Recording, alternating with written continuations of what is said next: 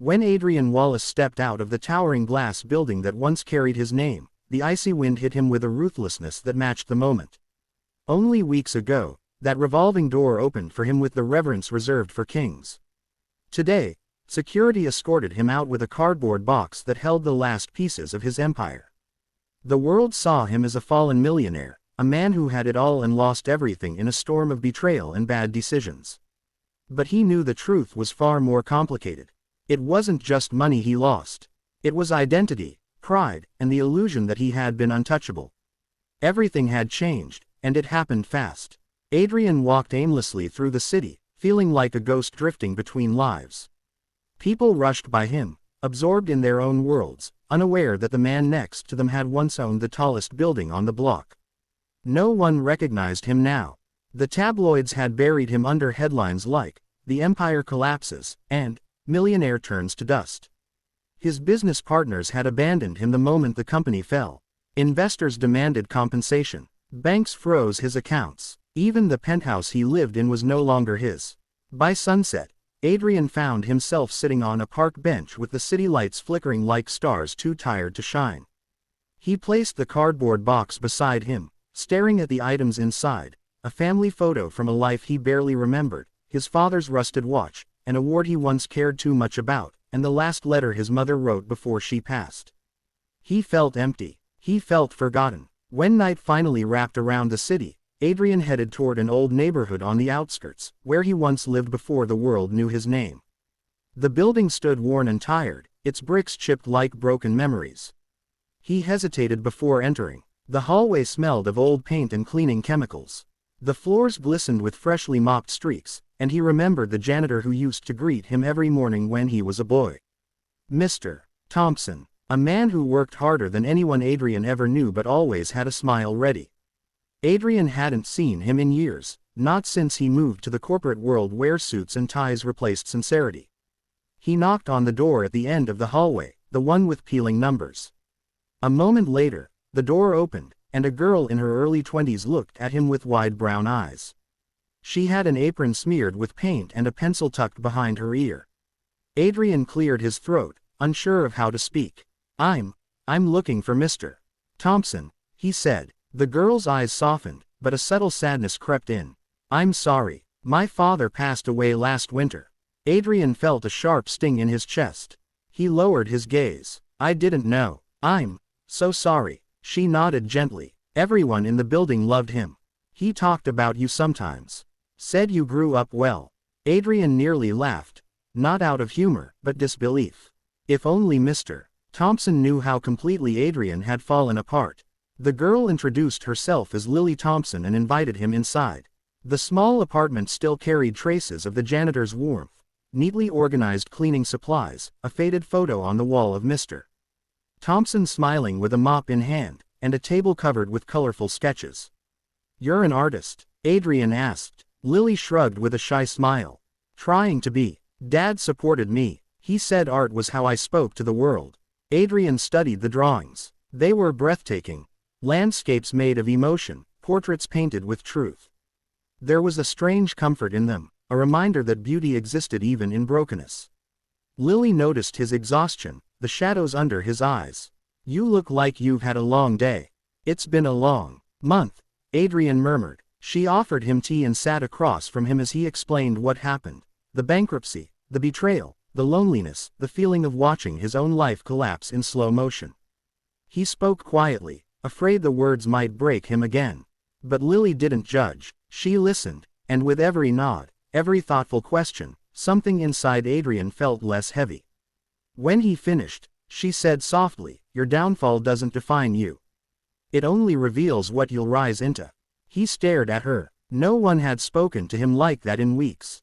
Not with pity, not with judgment, with hope. She continued, "My dad used to say, a fall isn't the end, it's the ground you push off from." He believed that about everyone. Adrian swallowed the knot in his throat.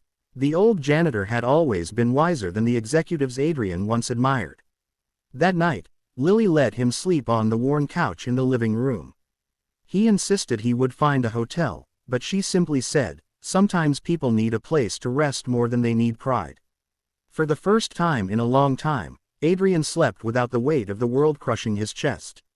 The next morning, sunlight filtered through the curtains, and the smell of pancakes drifted through the air. Adrian woke up feeling strangely grounded. Lily greeted him with a cheerful smile and a plate of breakfast. They spent the day walking through the city. Lily showed him the hidden corners, a tiny bookstore tucked between buildings, a bridge where street musicians played soft, healing melodies, a wall where local artists painted stories of resilience. Adrian saw the world differently through her eyes, not as a battlefield of deals and power but as a place full of stories, colors, and humanity. They passed a community center with cracked walls and fading signs. Lily explained that she volunteered there, teaching art to kids who couldn't afford classes. "They remind me why art matters," she said. "It's not about fame. It's about giving people a voice." Adrian felt something shift inside him. He asked if he could join her for a session. The kids recognized Lily immediately and ran toward her with excited laughter. Adrian watched as she knelt, smiling, taking time to encourage each child. A little boy tugged at Adrian's sleeve and handed him a broken crayon. "Draw with us." Adrian hesitated. He hadn't touched anything creative since college. But he knelt beside the children and tried. His lines were shaky at first, but the kids didn't care. They cheered him on like he was one of them. For the first time since losing everything, Adrian laughed. Days turned into a week. Adrian began helping the community center fix its financial issues. He used his skills, not to build an empire, but to rebuild something meaningful. He reached out to old contacts, not for investment in his gain, but for support toward the center's survival.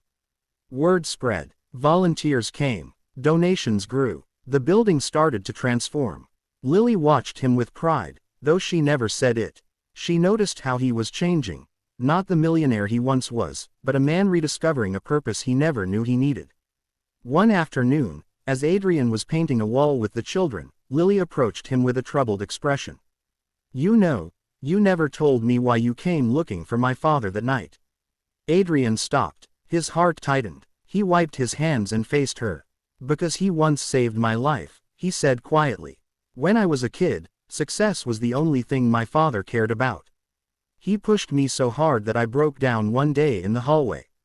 Your dad found me crying, and instead of walking past, he sat with me. He told me I didn't need to be perfect. I just needed to be human." Lily's eyes softened. "He gave me something my father never did, kindness. I wanted to thank him, but I waited too long." She placed a hand on his arm. "You're thanking him now. Every good thing you're doing here is part of his legacy." Adrian felt emotion rise like a wave. He hadn't cried in years, but tears finally escaped. Lily didn't say anything. She just let him feel.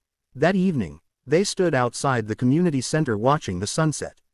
The building hummed with life behind them, laughter, hope, fire. Adrian turned to Lily and said, "I thought losing everything was the worst thing that ever happened to me. But maybe it was the only way I could find something real." She smiled gently. "Sometimes you have to lose the world to find your purpose." He looked at her, really looked at her, the paint flecks in her hair, the determination in her eyes, the quiet strength she carried. She wasn't just a janitor's daughter. She was the anchor he never knew he needed. Weeks later, the community center held an event to celebrate its reopening. Reporters gathered outside, curious how a ruined millionaire suddenly appeared again, but for a cause, not a corporation. Adrian didn't care about the spotlight. He cared about the kids, about Lily, about the people who believed in hope. When Lily went on stage to speak, her hands trembled slightly. Adrian stepped beside her, giving her courage. Together, they told the story of the center, of the children, of what community really meant. The crowd applauded, but Adrian's eyes remained on her. After the event, as people filtered out, he and Lily stood alone in the hall. He took a deep breath. "You changed my life," he whispered. In seconds, without even trying, Lily looked into his eyes, warmth spreading across her face. "You changed your own life, Adrian. I just reminded you who you were." He took her hand, feeling the truth of her words sink deep. He had lost his wealth, his empire, his reputation. But somewhere along the way, he had gained something far greater, a heart that had learned to feel again, a purpose that couldn't be bought, and a connection that meant more than anything he once owned. In that quiet moment, he realized something profound. Losing everything had been the beginning, not the end. And the janitor's daughter, with her paint-covered hands and soul made of courage, had been the miracle that guided him home.